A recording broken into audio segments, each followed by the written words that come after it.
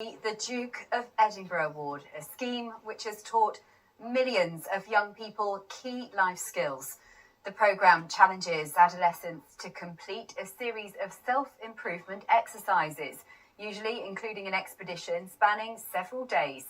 The Duke founded the award in the UK, but it's since expanded to over 140 countries.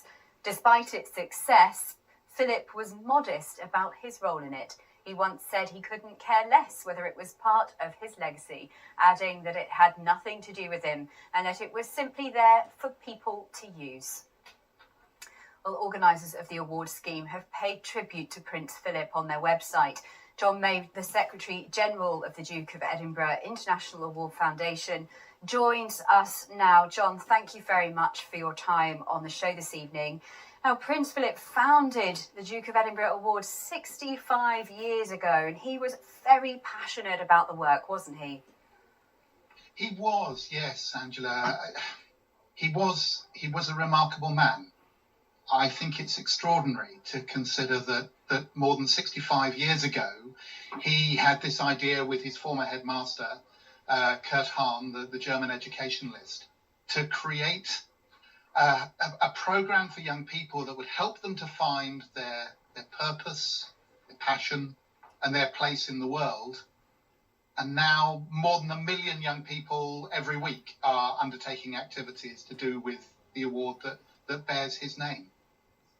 And he was a real champion as well, wasn't he, of sort of that non-formal education and learning. So really not afraid to take a different approach. You're right. I think he recognised from his own experiences how important learning outside the classroom can be in terms of preparing a young person for adult life. And I'm always struck by how the simple framework for non-formal education and learning that he created, this idea that giving service to the community, learning a skill, getting fit through physical activity and learning about leadership through adventure, put the experiences of those together, and what you create is what the Duke described as a do-it-yourself growing up kit. And I think it's a really good way of describing what it is we do. But he was really very modest about his input, wasn't he? He was. As you said a moment ago, he's on record as saying he couldn't care less whether this goes down with his name and his legacy. But there are millions of young people who have him to thank for putting them on the right road, the right path.